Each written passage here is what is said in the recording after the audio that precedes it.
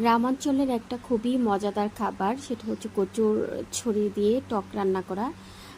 আমাদের এখানে কচুর ছড়ি লাগবে এবং আম আমি পুঁটি মাছ দিয়ে রান্না করব। চলুন দেখে নেওয়া যাক কীভাবে রান্না করতে হয়। প্রথমে আমি কচুগুলোকে সিদ্ধ করে নিয়েছিলাম, সিদ্ধ করে ছিলকা ছাড়িয়ে নিয়েছিলাম। তারপর আমি একটা পাত্রে কচুর ছড়িগুলো দিয়ে দিলাম এবং পরিমাণ মতো লবণ দিয়ে দিলাম। এটা আমাদের গ্রামাঞ্চলের লোকাল একটা খাবার এবং খেতে খুবই সুস্বাদু। তারপর আমি এর মধ্যে পরিমাণ মতো হলুদ, মরিচ, ধনিয়ার গুঁড়া দিয়ে দিব।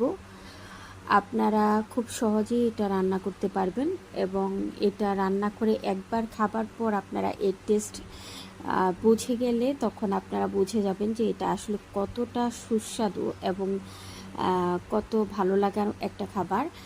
আমি তারপর এখানে সামান্য তেল দিলাম। আপনারা তেল চাইলে একটু বেশিও দিতে পারেন, আমি তেল একটু কম খাই, এই জন্য একটু কম দিলাম। তারপর আমি পুঁটি মাছগুলো দিয়ে দিলাম। আপনারা চাইলে পুঁটি মাছের পরিবর্তে অন্য যে কোনো ছোট মাছ দিয়ে রান্না করতে পারবেন। এছাড়া বড় মাছের মাথা দিয়ে এবং লেজ দিয়ে ভেঙে রান্না করতে পারবেন। এটা অবশ্যই ছোট মাছ দিয়ে রান্না করার চেষ্টা করবেন, কারণ ছোট মাছ দিয়ে রান্না করলে এর টেস্টটা আরও অনেক গুণ বেড়ে যায়।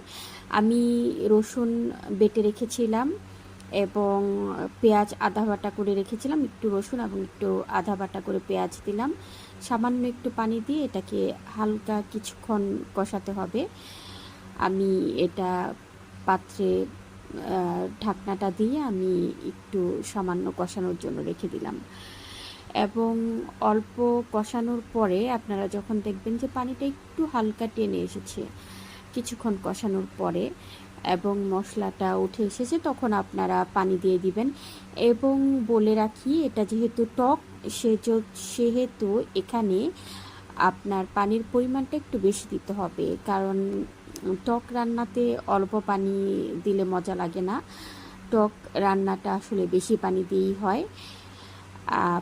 পানি দেওয়ার পরে কিছুক্ষণ ঢেকে রাখবেন এবং পানিটা মোটামুটি অনেকটা শুকিয়ে এলে আপনারা যখন দেখবেন যে পানিটা অনেকটা শুকিয়ে এসেছে, তখন এর ভিতর আপনারা আম দিয়ে দিবেন। আপনারা চাইলে আমের পরিবর্তে তেঁতুল, চালতা এগুলো দিয়েও রান্না করতে পারেন, একই রকম টেস্ট হবে।